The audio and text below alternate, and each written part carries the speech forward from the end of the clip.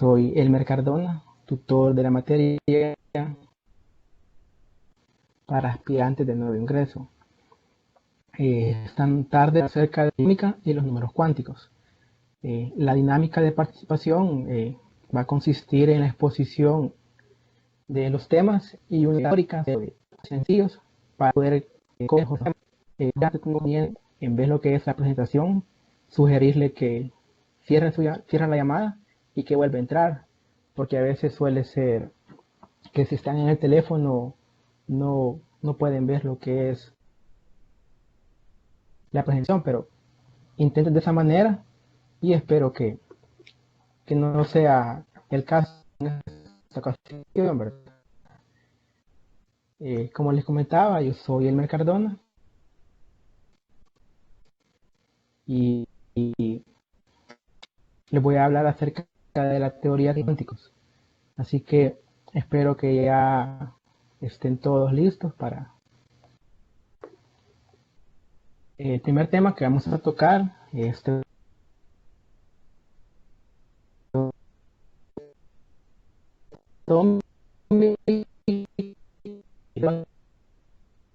la teoría, ¿verdad? No hay mayor, digamos, partes en donde uno se pueda detener a hacer problemas numéricos o algo por el estilo, ¿verdad? Es teoría en sí. Entonces, lo primero que es importante conocer son los antecedentes del modelo atómico, es decir, remontarnos a lo que es a los griegos, aquellas personas que iniciaron el estudio del modelo atómico, en donde en la literatura se suele encontrar principalmente a Leucipo y Demócrito, que fueron los que dieron inicio con las ideas del modelo atómico. Estas personas expresaban que la materia estaba compuesta por partículas muy pequeñas e indivisibles. Ellos partían directamente de la observación, es decir, tomaban un trozo de, alguna fibra o algo que existiera en aquel tiempo y comenzaban a hacerlo en partes más pequeñas y más pequeñas. Y notaban que cada vez podían encontrar partículas más pequeñas. Entonces, a partir de esta observación es que ellos comienzan a formular la idea de qué componentes eran los que formaban a la materia en sí. Entonces, el término átomo viene de lo que es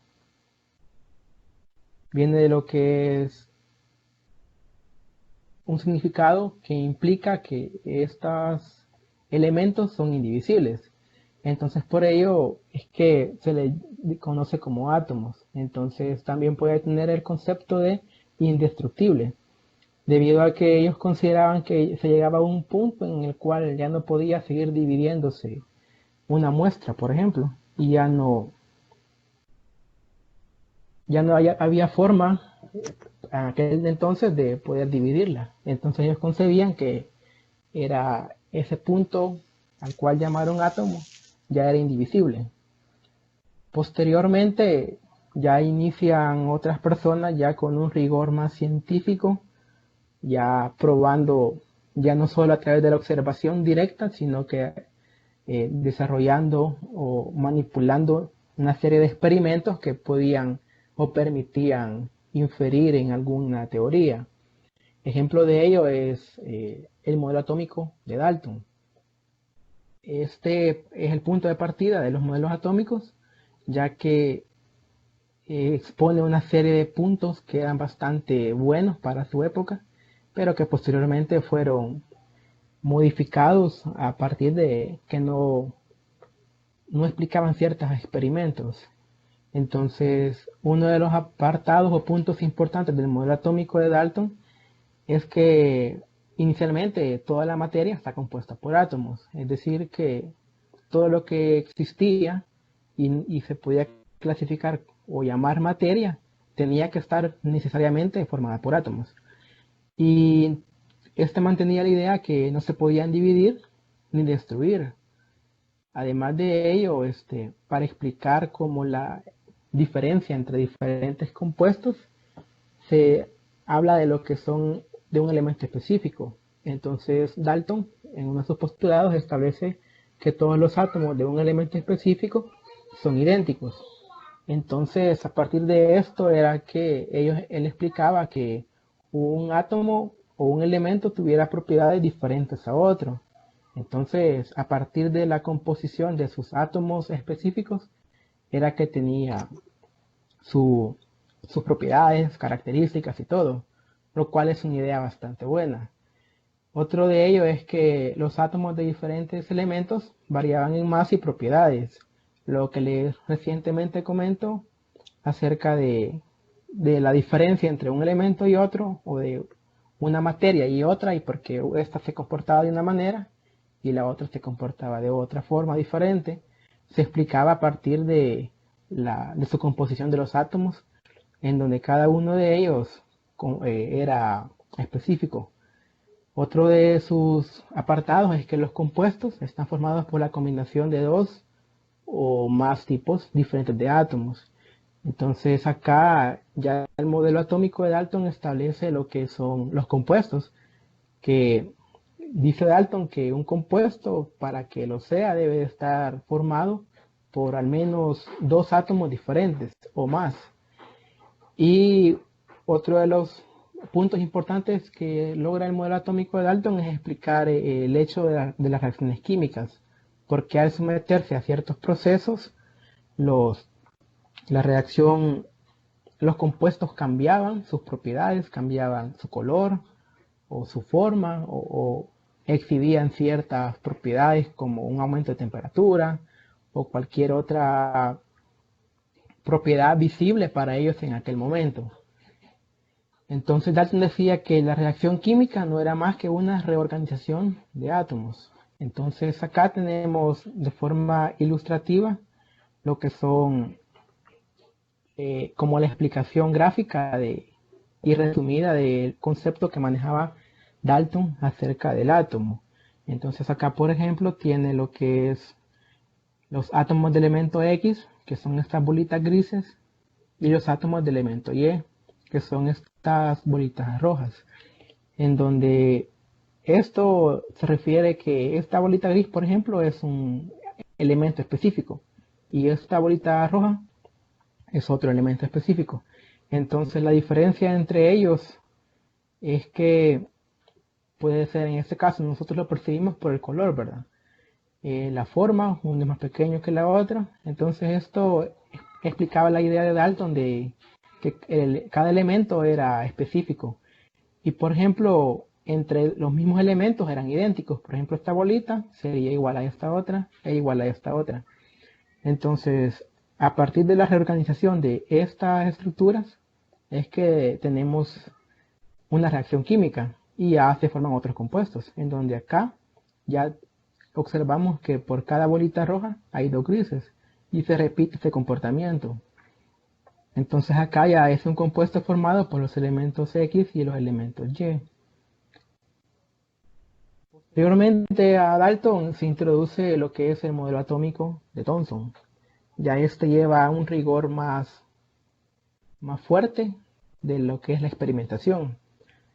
Entonces, ¿qué planteaba Thomson? Él planteaba que un átomo se asemeja a una esfera con materia de carga positiva y con electrones, que son partículas con carga negativa.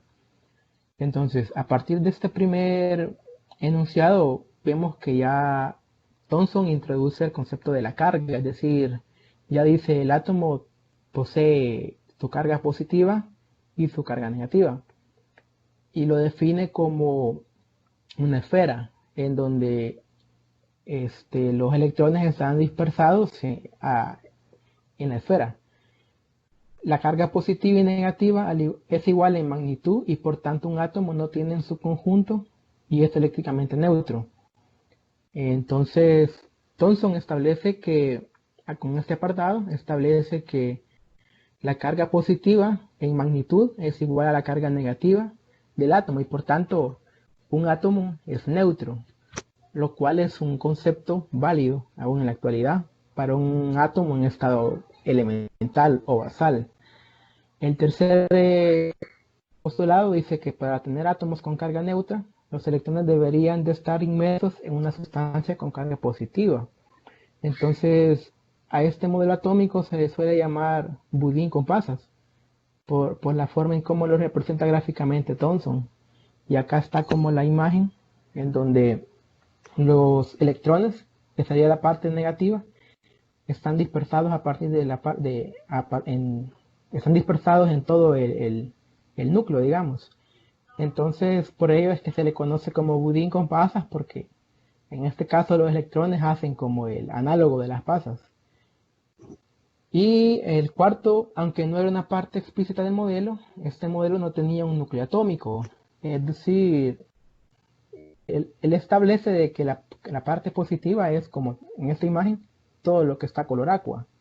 Entonces, él no establece que lo que ya conocemos acerca del átomo en donde el núcleo está al centro. Entonces, ¿cómo es que Thomson deduce parte de sus postulados? Es a través de la experimentación usando los rayos catódicos. Acá tenemos la imagen en donde es como la representación del experimento, en donde acá se aplica una corriente eléctrica y del cátodo hacia el ánodo sale un flujo. En aquel entonces conocía que, de qué estaba compuesto ese flujo que salía. Entonces, lo que sucedió fue que colocan en el experimento un campo magnético, que es esta de acá. Voy a... O sea, colocan en el experimento un campo magnético, que sería este, en donde un campo magnético, ¿sí? Norte y sur. O sea, es decir, eso es un imán. Todo esto de acá es un imán, en donde pasa, al hacer pasar este flujo de acá por ese campo magnético, este flujo se desvía hacia acá, hacia el punto A. Entonces, para esta época se sabía de que la radiación de tipo alfa, que ya se conocía, no era afectada por la presencia de un campo magnético. Entonces, este simple hecho hacía inferir que este flujo no podía ser radiación, tenía que ser algo diferente. Entonces, el experimento mismo se coloca lo que es un campo eléctrico, que sería este de acá y este de acá, en donde acá está menos, perdón, sí está menos, y aquí está más. Entonces, ¿qué sucedía cuando se hacía pasar este flujo? Lo que pasaba era que el flujo se desviaba hacia el punto C. Entonces, si acá tenemos una carga negativa, en el punto 1, digamos, tenemos una carga negativa, y en el punto 2 tenemos una carga positiva, ya se sabía que las cargas de igual signo tendían a repelerse y las de signo contrario a atraerse. Entonces, este fenómeno explicaba que, o hacía inducir, que este flujo que teníamos acá poseía una carga y la carga era negativa. Por tanto, desviaba en la dirección opuesta a la carga negativa y en la misma dirección de la carga positiva. Entonces eso es lo que hace influir o hace inducir de la existencia de esta carga negativa, de la cual se le llama electrón o electrones. De igual forma se sabe ahora en la actualidad que básicamente la electricidad es un flujo de electrones, ¿verdad? Entonces este experimento le sirve a Thomson para demostrar su existencia. El otro modelo atómico posterior a Thomson es el de Rutherford. El de Rutherford, o uno de los modelos importantes, es este, dado que demuestra otras propiedades importantes del átomo. Entonces, el modelo de Rutherford establecía que las partículas con carga positiva se encuentran en un volumen muy pequeño, comparado con el átomo, con el tamaño del átomo.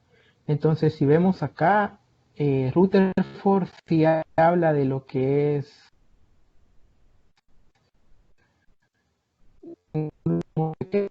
entonces acá Rutherford ya va dando como la idea de lo que es el núcleo. comparado con el tamaño del átomo. Entonces ya Rutherford diferencia o ya hace énfasis en que existe una parte a la cual se le puede considerar un núcleo. También la mayor parte de la masa del átomo se encuentra en el pequeño núcleo central.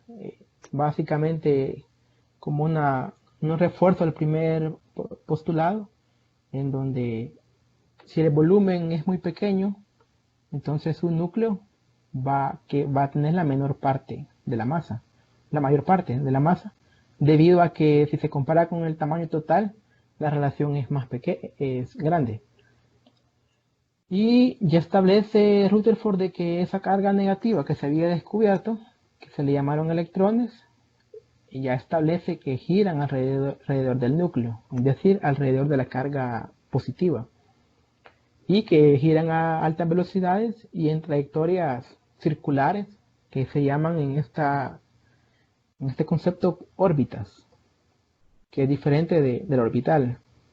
Y el último postulado es que los electrones con carga negativa y el núcleo con carga positiva se mantienen unidos por fuerza de atracción electrostática. Entonces, cuando tenemos una carga positiva y una negativa, tienden a unirse, digamos, pero existe como una fuerza que los mantiene unidos. Esa fuerza se le llama fuerza de atracción electrostática. Entonces, nuevamente acá se utiliza o se auxilia Rutherford de un experimento que se le llama el experimento de Rutherford o la rendija de oro.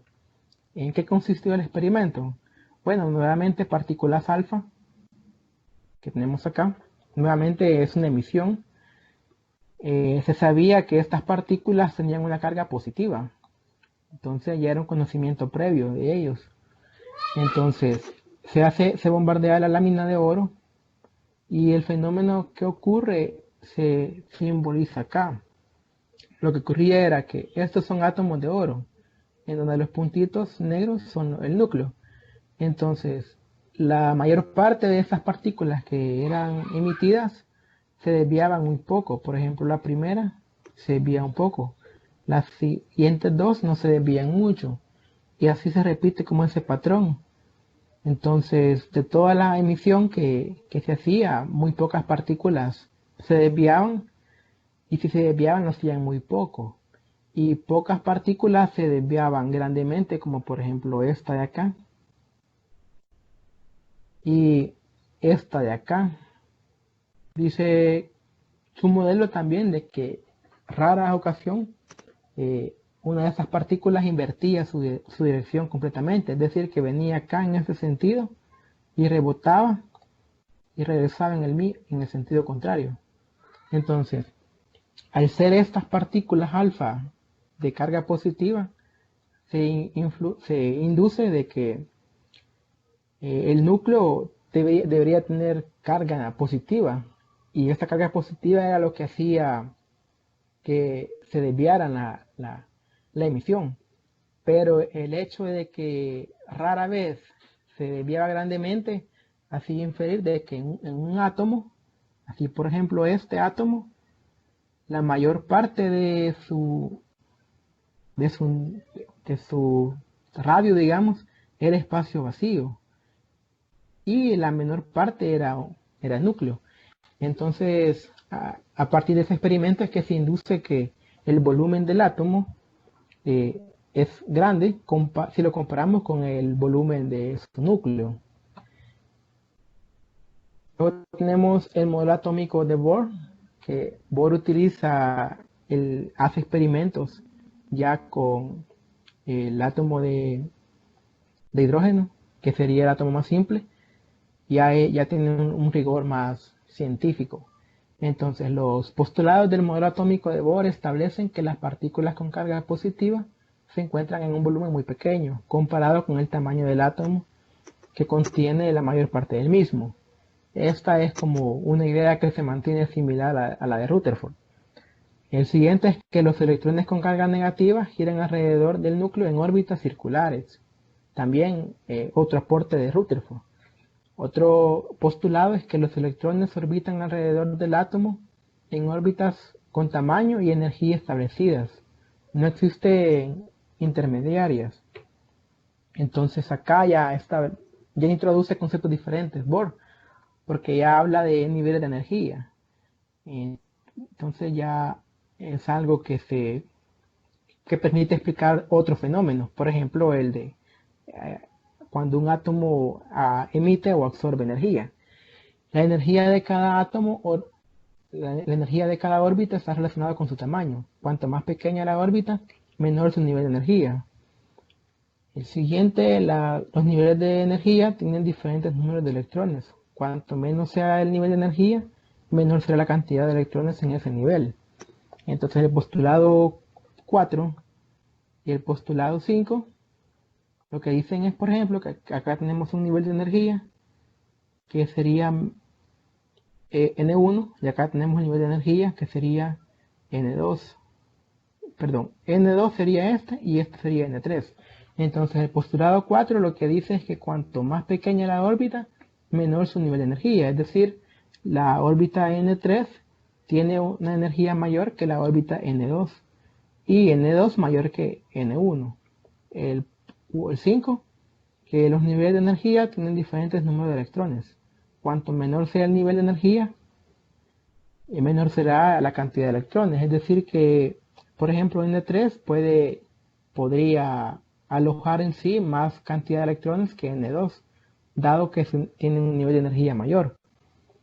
Y a partir de esos conceptos de energía es que se explica el fenómeno de la absorción o emisión de la luz. Por ejemplo, tenemos un electrón en el nivel de energía 3 y se mueve hacia el nivel de energía 2. Como el nivel de energía 3 es de energía mayor que el 2, al moverse para acá existe un excedente de energía. Entonces esa energía, el electrón, perdón, la libera.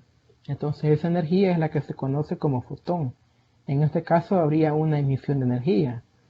Caso contrario, si tenemos el átomo en N2 acá y se mueve hacia el nivel de energía 3, entonces como se está moviendo a un nivel de energía mayor, requiere de más energía.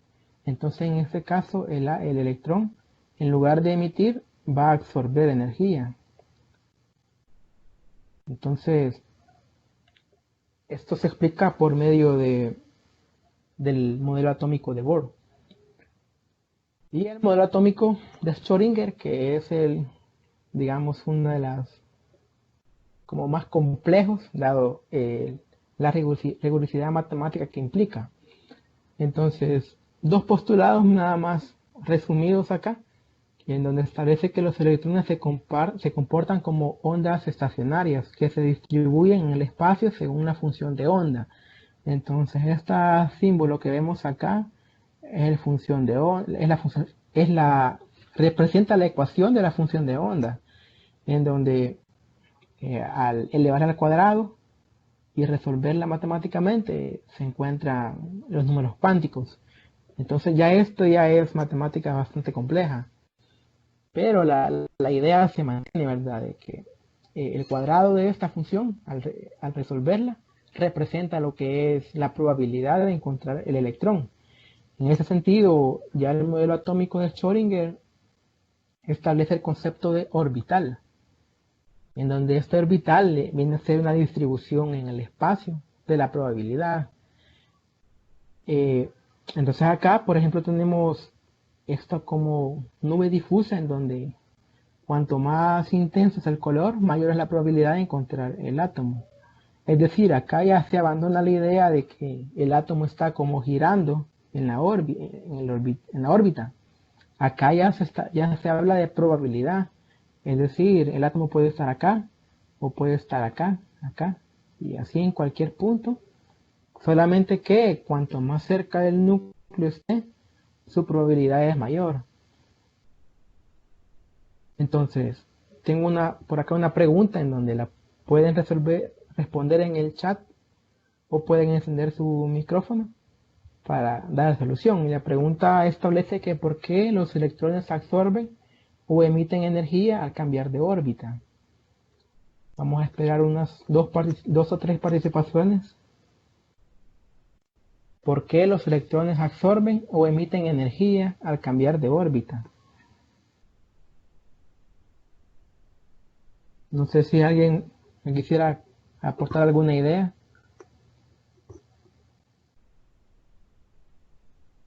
Para aumentar los electrones. Ok, tenemos la primera. La pregunta es, ¿por qué el electrón al cambiar de órbita absorbe o emite energía? ¿Por qué pasa eso? ¿Por qué no puede simplemente cambiar de órbita sin aumentar, o sin absorber o emitir energía? Por el spin que hace. Pues el spin. Ah, porque se alejan o se acercan al núcleo. Bueno, para darle solución, recuerdan que se establecía en el modelo de Rutherford que teníamos el núcleo y teníamos el orbital. Estas serían las órbitas, perdón. En donde, por ejemplo, si esto sería N1 y la de afuera sería N2, los niveles de energía, cuanto más grande es este círculo, más grande es el nivel de energía.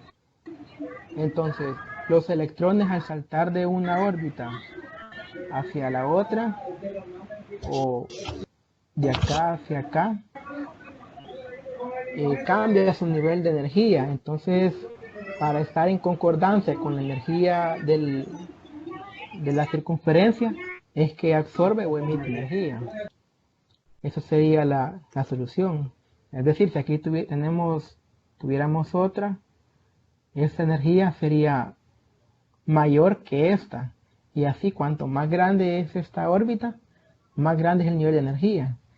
En donde los electrones al moverse de una o a otra deben de hacer ese ajuste de energía para permanecer en la órbita. Entonces por eso es que emiten o absorben energía. Si tienen alguna duda acerca de- del tema desarrollado,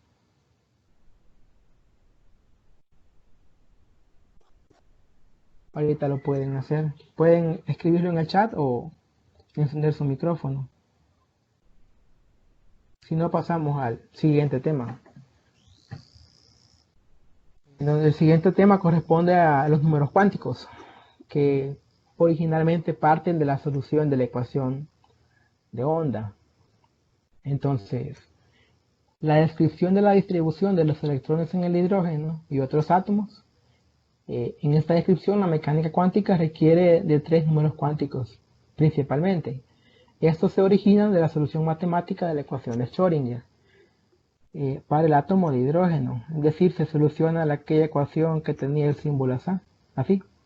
Simplemente se eleva al cuadrado para que tenga el sentido que tiene. Entonces, al resolver esta ecuación, se encuentran con la solución que representan a esos números cuánticos. El primero de ellos es el número cuántico principal, que se simboliza con la letra n. El segundo es el número cuántico de momento angular, que es la letra L. Y el tercero es el número cuántico magnético, que se simboliza como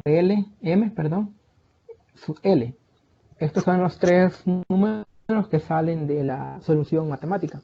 Existe un cuarto número cuántico que se llama spin, que por ahí lo mencionó alguien cuando encendió su micrófono.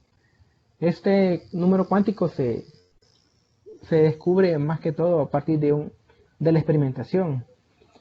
Entonces, vamos a ver cada uno de esos números cuánticos. El primero, que sería el principal, que es el que puede tomar valores de números enteros. Puede ser 1, 2, 3, 4 y así sucesivamente, ¿verdad? ¿Qué nos indica este número cuántico? Bueno, lo que nos viene a indicar es el tamaño del orbital. Es decir, que un orbital con un número cuántico 2 sería mayor o más grande que un número cuántico con n. También está relacionado con la longitud promedio del electrón al núcleo en determinado orbital. Al ser más grande un número cuántico, por ejemplo en 3, entonces su distancia al núcleo va a ser mayor, dado que aumenta. Cuanto más grande es el valor de n, mayor es la longitud promedio del electrón al núcleo.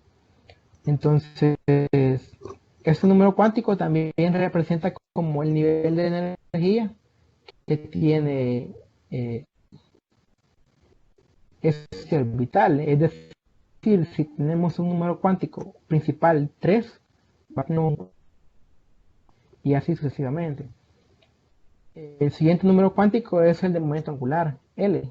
Este ya nos da mayor información, dado que expresa lo que es como la forma que tiene ese orbital. Recordando que los orbitales son como la distribución en el espacio de la probabilidad. Entonces, los valores que puede tomar L van a depender del número cuántico principal, dado que para un valor definido de n, L tiene posibles valores que son desde 0 hasta n menos 1. Bueno, acá tenemos, por ejemplo, si n vale 1, acá nos dice que va desde 0 hasta n menos l, es decir que l va a ser igual a 0 hasta n menos 1, como en este caso n vale 1, sería nada más 0. Si n vale 2, acá ya cambia un poco, dado que L sería igual a 0, siempre lo vamos a incluir, hasta n menos 1, en este caso n2, 2 menos 1 sería 1. Entonces por eso es que el valor de L depende del valor de n. Estos valores de L ya reciben un nombre, que se puede notar acá en este cuadrito, en donde si L vale 0, al orbital se le conoce como orbital S. Si L vale 1, se le conoce como orbital P. Si L vale 2, como orbital D. Y así sucesivamente. Entonces, este último apartado establece que los orbitales que tienen el mismo nivel n y l se conocen como su nivel o su capa, es decir, estos dos orbitales, 0 y 1, valor de n, que sería 2. Entonces, estos de acá se le conocen como subniveles o subcapas. Este cuadrito más adelante lo van a tener en un problema o un ejemplo para que vean cómo se le da un mejor uso. El tercer número cuántico que sale de la solución matemática es el cuántico magnético, en donde lo que nos describe este número es la orientación del orbital en el espacio. Dentro del mismo subnivel, el valor de ml depende del valor que tenga el número cuántico de momento angular, L. Es decir, en este caso ml depende del valor de L. Para un valor determinado de L existen 2L más 1 valores de ml. Y el número de valores de cada ml indica el número de orbitales. Entonces, para encontrar estos números cuánticos se utiliza lo que es esta fórmula. Esta de acá. En donde tenemos que va a ir desde menos L, pasando por cada menos L más 1, incluyendo el 0, pasando por cada más L menos 1. Entonces, más adelante, este es un ejemplo de cómo encontrar estos números cuánticos, pero dicho de manera rápida acá, por ejemplo, si tuviéramos un valor de L igual a 2, igual a 1, los valores de ml, ¿cuáles serían? Bueno, vamos a usar esta fórmula. Tendría que ser menos L, es decir, menos 1,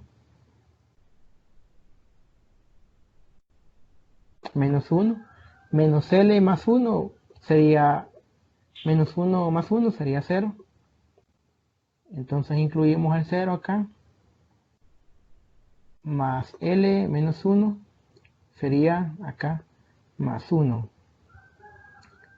Entonces, así de manera rápida, para encontrar los valores de ML, simplemente nos movemos en la recta numérica, ¿verdad?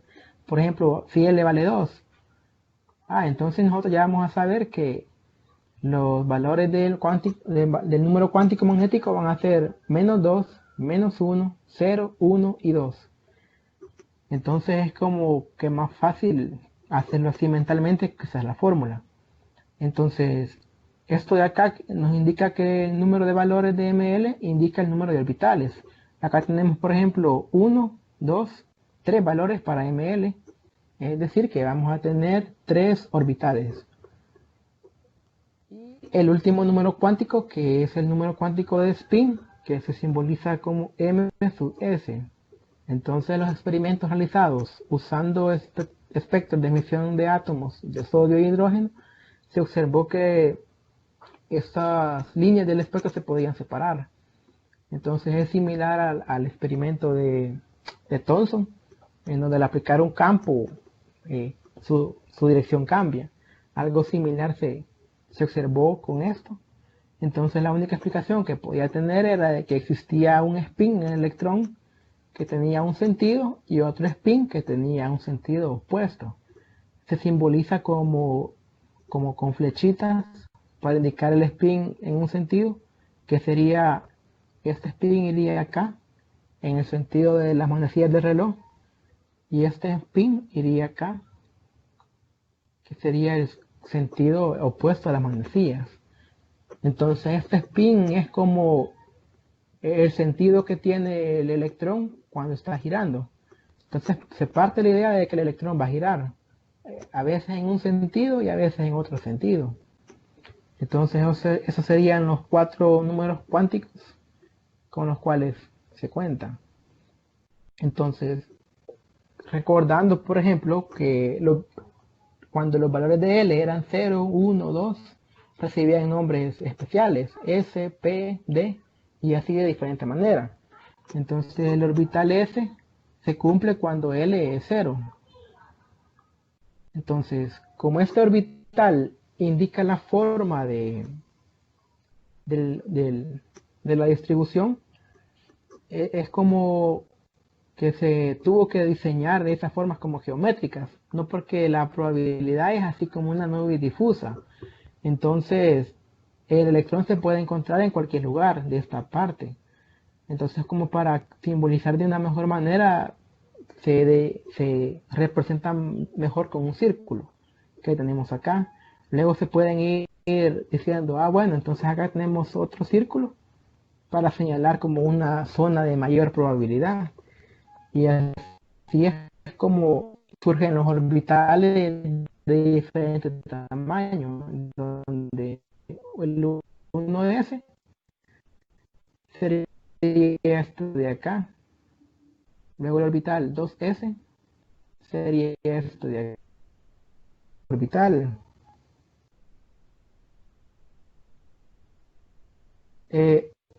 ¿Los números cuánticos son infinitos o hay un límite? Para el cuántico principal, teóricamente no hay un límite. Lo que sucede es que no vamos a encontrar en un 19. A lo mejor teóricamente sí se puede encontrar, pero más adelante voy a explicar eso, que existe como un límite a partir de la tabla periódica para explicar la distribución de los electrones. No, porque teóricamente sí puede tomar diferentes valores, pero llega un punto en donde carece de significado carece de significado el número cuántico. Entonces, en la medida que ese número de acá va creciendo, se va haciendo más y más grande. Entonces, por ejemplo, acá podemos tener un número cuántico así súper alto, pero su probabilidad de encontrar el electrón ahí va a ser de 0. porque ya el electrón ya no podría encontrarse ahí de ese átomo, ¿verdad? De otro átomo, a lo mejor sí, en un compuesto. No sé si quedó clara la duda del compañero que me consultó.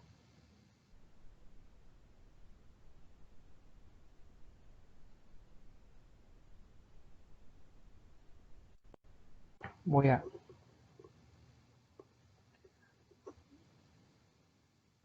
entonces creo que tienen problemas con ver.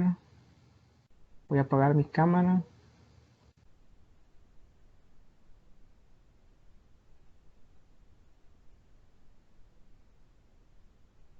Espero que mejore la transición de las diapositivas. Bueno, continuando con los orbitales. Y respondiendo a la pregunta, no tiene un límite teórico, pero carece de significado en cierto punto. Luego tenemos los orbitales p, que esto se da cuando L, quiero ver, permítanme. Los orbitales p se dan cuando el valor de L es igual a 1. Entonces, estos orbitales inician con el cuántico principal de n igual a 2, porque el valor para que L sea igual a 1, tenemos que tener un n igual a 2, por la fórmula que viene a ser L igual a n menos 1. Entonces acá tenemos un ejemplo que si n es igual a 1, el valor de L sería 0. Entonces no existiría el orbital p. Sin embargo, si tenemos n igual a 2, el valor de L sería de 1. Acá inicia la existencia de los orbitales p. Tenemos estos tres orbitales, que sería un 2p por cada como eje. Uno para el eje X, uno para el eje Y y uno para el eje Z. Luego tenemos los orbitales D, que es con un número cuántico de 3 o mayor. En el caso de D sería 3. Para otros orbitales como F sería 4 y así sucesivamente. Entonces, los valores que puede tomar ML para un L de 2 serían menos 2, menos 1, 0, más 1 y más 2. Es decir, que como acá es donde inician estos orbitales, los orbitales de tipo D son 5. En donde tenemos esto acá, tenemos estos 3, y se fijan, este bastante extraño ya. Entonces esto ocurre en la medida que va aumentando el cuántico principal, la distribución va siendo de manera más extraña. Entonces ya va perdiendo como sentido el significado de los orbitales. Y acá tenemos estos otros, que serían los 3 anteriores más los 2 de acá, serían los 5 orbitales de tipo D. Entonces los orbitales que tienen más energía en los orbitales D, los orbitales que tienen más energía que los orbitales D, se representan con la letra F. Entonces para F era para 4 y este era para 5 y así sucesivamente, ¿verdad? Entonces los orbitales F, que corresponden cuando el n es igual a 4, nos explican los átomos que tienen un número atómico mayor que 57. Entonces, existe ese como límite en el donde ya no podemos seguir aumentando el valor de n, porque los números atómicos ya los explicamos todos. Entonces ya pierde el sentido aumentarle el número al cuántico principal. Entonces, un ejemplo para cómo encontrar o la nomenclatura de los números cuánticos es el siguiente, en donde nos dice que determine los números cuánticos de su nivel 4D. Entonces,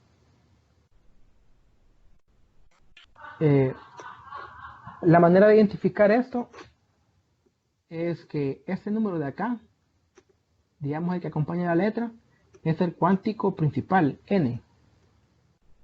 La letra que tiene acá nos va a indicar el número de L, porque, por ejemplo, para este caso es D. Entonces sabemos que el orbital D, es este de acá, está representado o indica un L igual a 2. Entonces los valores que corresponden a DML vienen dados por la fórmula, esto de acá. Sin embargo, como les comenté, es más fácil decir, bueno, yo tengo un L de 2, los valores de ML van a ser de menos 2, menos 1,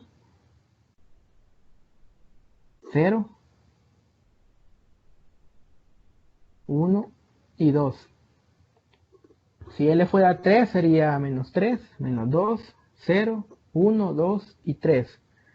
Entonces, esa es como la manera de identificar los números cuánticos cuando dicen, por ejemplo, 4S, nos dicen 3F.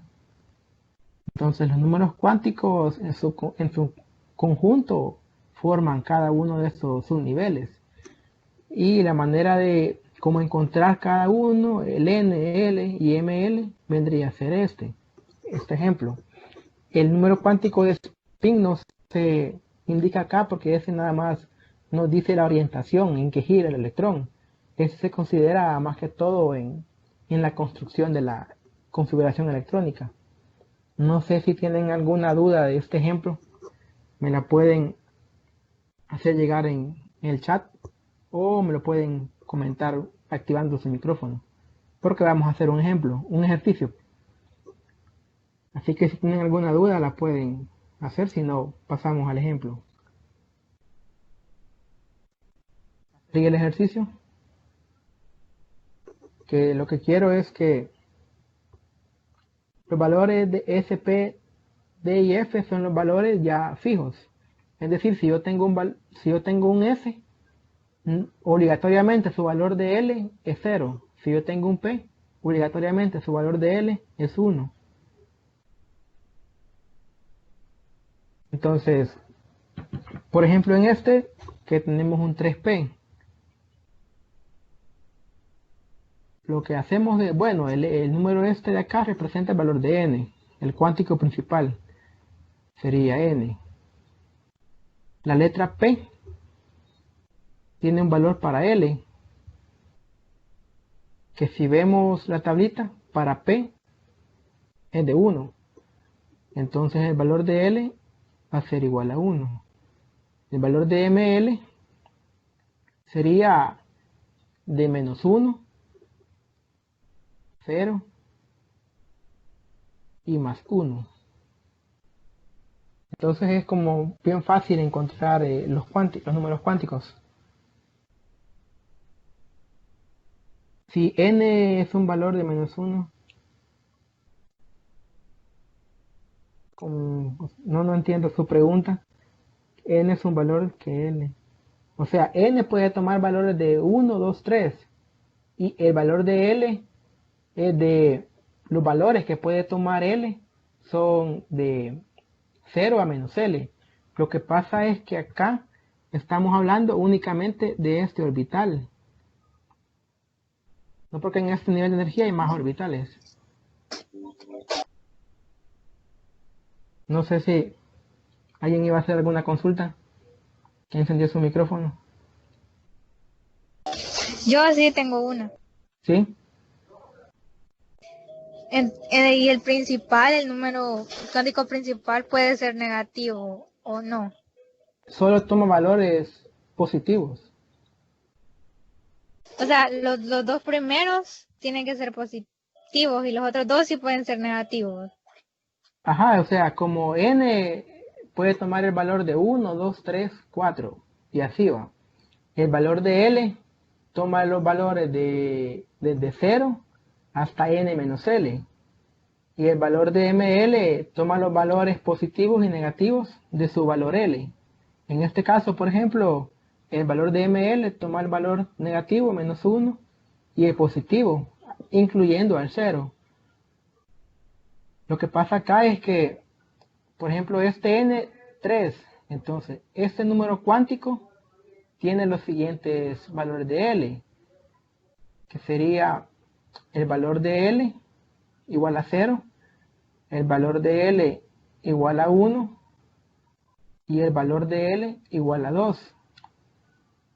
¿Por qué? Porque toma los valores desde 0 hasta n menos L, que sería en este caso para 3, n menos L es 3 menos 2, 3 menos 1, perdón, entonces es 2. Lo que pasa es que este subnivel nos está representando únicamente a este de acá. Si ya hablamos de este, ya sería uno diferente. No sé si aclaré la duda. Sí, sí, ya, gracias. Ok, bueno, vamos a pasar a... Si no tienen más dudas, pasamos al siguiente tema, que es como un complemento a los números cuánticos, que sería la configuración electrónica, que es acá en donde toma especial interés el spin. Entonces la configuración electrónica de un átomo representa la manera en que están distribuidos los electrones en los distintos niveles. Es decir, aquellas estructuras que veíamos anteriormente, ahí se distribuyen los electrones. Entonces el átomo en estado fundamental se sabe que su número electrónico, su número cuántico, su número atómico, perdón, lo que se simboliza como Z va a ser, es su número, va a ser igual al número de electrones. Por ejemplo, es un Z igual a 3, que sería el litio, tendríamos en este caso 3 electrones, en donde la simbología que se mostraba en el suborbital anterior era similar a esta, en donde el 1 era el cuántico principal, ese era el valor de L. Estos números que están acá están indicando los números que pueden albergar estos suborbitales. Por ejemplo, en este caso tenemos un 1, indica de que en este orbital hay un electrón. Y el número cuántico de spin que tiene esta estructura, es decir, la flechita nos está indicando como la orientación que va a tener el número cuántico de spin.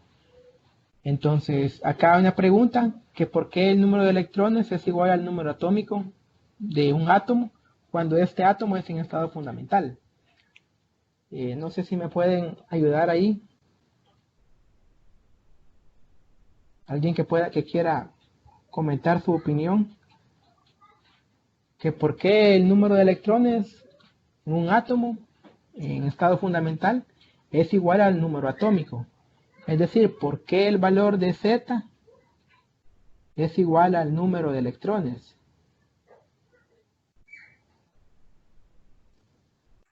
¿Alguien que quisiera compartirnos su opinión? Si no, pasamos a la solución.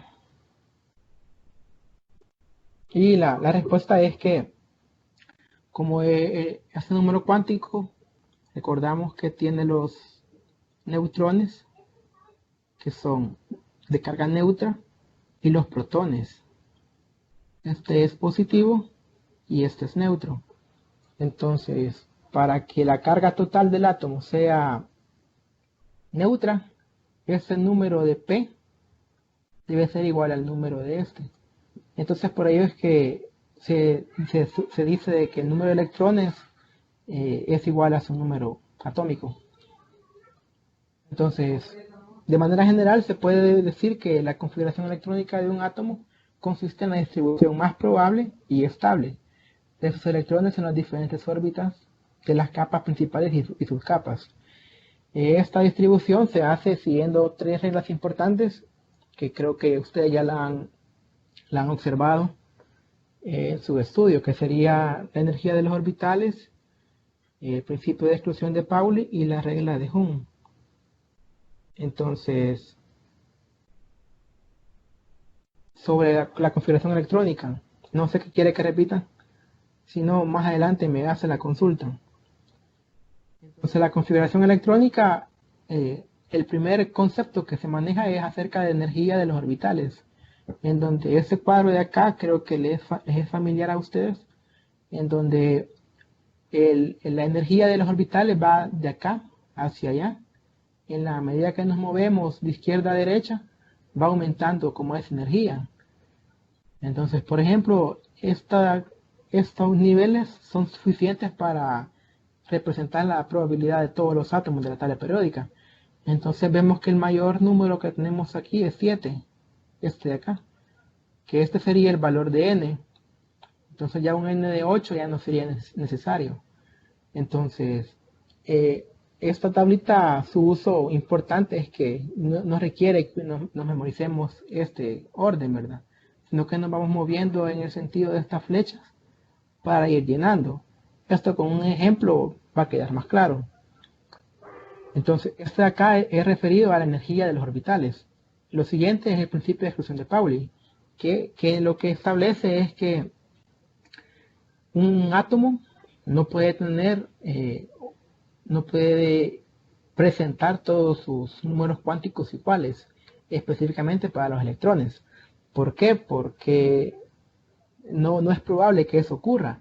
Entonces, por ejemplo, tenemos el átomo de hidrógeno, en donde tendríamos su configuración electrónica 1s2. Esto nos da información de los primeros tres cuánticos, números cuánticos. El cuarto cuántico, el número cuántico, que sería el spin, son estas flechitas. Entonces, como esta simboliza el sentido de la manecilla del reloj, si ponemos el otro electrón de igual forma, tendrían los números, los 4 igual. Si los ponemos de esta manera, en el sentido contrario a la manecilla del reloj, seguiríamos manteniendo los números cuánticos iguales, los 4. En cambio, si ponemos uno en este sentido y el otro en el otro sentido, solamente los primeros tres números cuánticos, es decir, solamente n, que es 1, solamente s, que es l, y los valores de ml serían iguales, pero ya el cuarto número cuántico, que es el spin, sería diferente, porque un electrón tiene el spin en el sentido de la manecilla del reloj y el otro electrón tiene el spin en el sentido inverso a la manecilla del reloj. Entonces eso hace que no tengan los 4 cuánticos iguales. El siguiente, que es la regla de Ohm, lo que establece nada más es como la mejor distribución o la más estable. Nuevamente se utiliza el spin para establecer esta regla. Tenemos como 3 casos, en donde el primero, si se fijan, todos están como con spin diferente. Entonces estamos cumpliendo la regla anterior.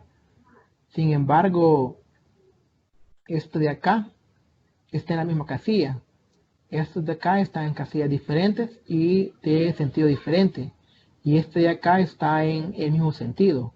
Este de acá es poco probable porque al estar juntos va a existir una repulsión porque uno gira en un sentido y el otro gira en el otro. Este es un poco más probable. Sin embargo, lo que ocurre es que la carga entre ellos se cancela.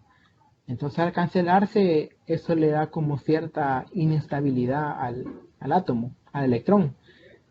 En cambio, esta de acá es la más probable debido a que establece una mejor estabilidad, dado que al estar girando al mismo sentido, no se cancelan las cargas y no incumplimos el anterior, dado que este sería 2px, sería un orbital diferente a este de acá, que sería 2py.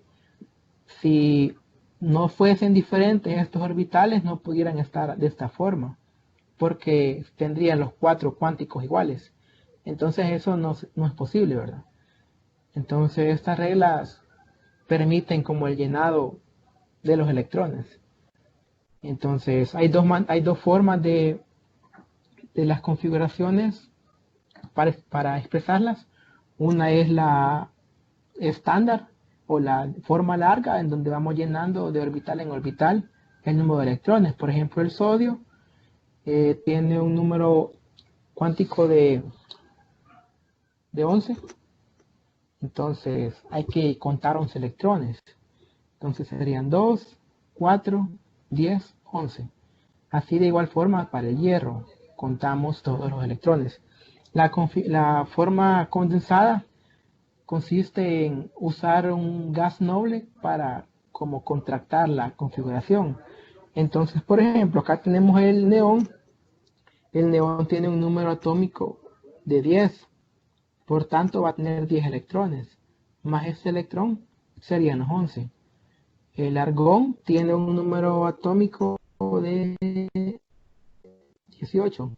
Entonces, 18 más 2 sería 20. Más 6 sería 26, que es el número atómico del hierro. Entonces, esta forma es más breve. No hay que llenar todos los orbitales. Entonces, les voy a hacer un ejemplo que sería el caso del aluminio. Entonces, el aluminio tiene un número atómico de 13. Ponemos acá aluminio como 13, el número atómico. Entonces, el llenado, vamos a hacer el estándar. El primero que vamos a llenar es el orbital 1s, que sería este de acá, ¿verdad? Porque nos movemos en este sentido. Aquí le caben 2 electrones. El siguiente orbital en llenar, vemos que aquí termina, nos venimos para acá y nos movemos acá. Entonces sería el 2s2. Al orbital S le caben 2 electrones. De ahí nos movemos en este sentido y sería el 2p. Entonces al 2p le caben 6 electrones. Y de ahí nos seguimos moviendo y tenemos el 3s que le caben al S 2 electrones. Entonces aquí tendríamos 2, 4, 10, tendríamos 12. Solo nos haría falta un electrón. Entonces nos movemos de acá hacia acá y tendríamos el 3p. Pero como solo nos hace falta un electrón, solo ponemos uno. Entonces esta es el llenado estándar de electrones. La otra forma de representar sería usando el gas noble, que sería el neón, perdón, el neón,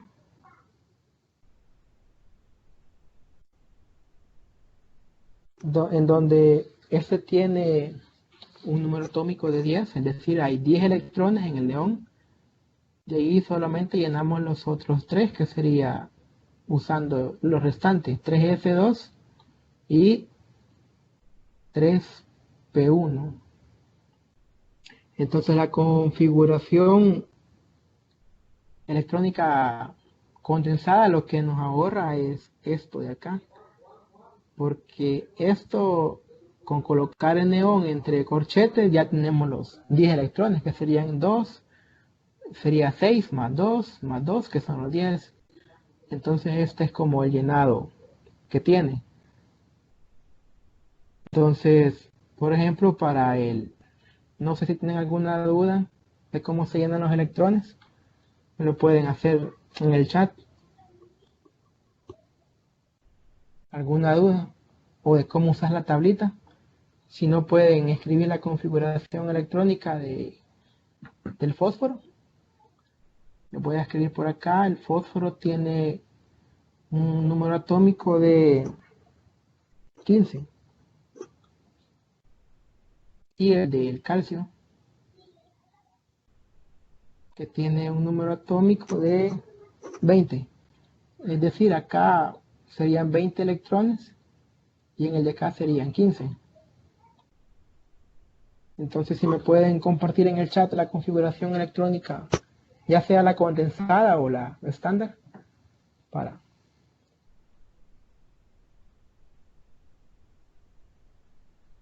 Ok, aquí me hacen una consulta si para escribir el aluminio uso neón, y eso es correcto, porque ese neón entre corchetes me está indicando estos 10 electrones ya que existen. Entonces es como la forma condensada. Que ahí solo colocamos los demás, ¿verdad? Cuando llenamos este periodo en la tabla periódica y pasamos al siguiente, entonces tomamos el siguiente gas noble. Por ejemplo, en el caso le voy a hacer del calcio, la configuración del electrónica del calcio, como lleva 20 electrones, se pasa al siguiente grupo. Entonces acá ya no vamos a usar el neón, sino que acá vamos a usar el argón, que sería este de acá. Colocamos argón, en donde el argón tiene un número atómico de 18. Quiere decir que ya solo nos hacen falta 2 electrones. Entonces los que hacen falta se completan con el orbital 4s. 4s2. Aquí tendríamos 18 más estos 2, serían los 20 electrones. Aquí no ponemos 1s, ¿va? Porque la configuración electrónica inicia en 1s. Nos vamos moviendo acá y así. Entonces al llegar acá, completamos 18 electrones. Es decir, aquí hay 2, 4, 6. Acá hay 6 y 6, 12. Más 6, 18. Entonces acá, hasta acá sería la configuración electrónica del argón. De ahí simplemente colocamos el 4s2. Sí, para P es 15. Para P 15. Entonces lo pueden hacer llenando esto, ¿verdad? Moviéndose en este sentido. Se mueven hacia acá. Al llegar a la flecha, regresan. Y nos movemos otra vez al llegar a la flecha. Regresamos y así. Hoy la forma condensada es utilizar esto. Lo que sucede es que para la forma condensada hay que tener la tabla periódica, ¿va? Para saber qué número, qué átomo podemos usar, porque solo se pueden usar acá los que son gases nobles, el último periodo de la tabla periódica. Entonces, no sé si alguien ya la hizo. Por ejemplo, si ustedes buscan en internet la configuración electrónica del calcio, les va a dar esta forma. No les va a salir la completa, porque esa es como es más breve escribirla, ¿verdad? Si no, bueno, le voy a colocar acá la condensada. Acá vamos a hacer uso del neón siempre, porque el número de electrones que tiene el neón es de 10. Entonces, si usáramos el argón, nos pasamos, porque aquí hay 18 y nosotros queremos 15.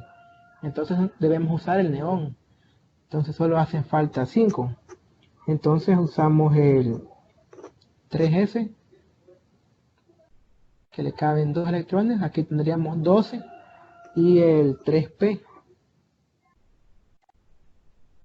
Y aquí serían 12 más 3, 15. Y así sería la configuración condensada para el fósforo. Vamos a ver, por ahí una compañera nos manda en el chat 1s2, 2s2, 2p6, 3s2. Ajá. Sí, así como lo manda Cecilia, está correcto. Daniela, creo que en el 3s, al fin, en el último son 3 electrones porque es 15. Este número de acá es 15. Entonces, nada más ese error tendría ahí. Esto es la forma condensada de llenado. Entonces lo vamos a hacer aquí rápidamente. Tendríamos 1s2, que le caben 2. 2s2, que le caben 2. Digamos con 2p, que le caben 6. Aquí tenemos 10, nos faltan 3, ¿verdad? Y ahí tendríamos 3s2, serían 12. Y al finalmente 3p3, para tener un total de 2, 4, 10, 12, 15 electrones.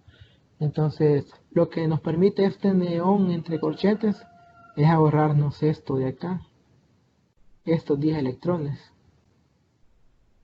Sin embargo, ambas formas son válidas de indicar la configuración electrónica. Entonces, no sé si tienen alguna duda. Sí, el último sería 3p3. Ajá. alguna duda acerca de la configuración electrónica,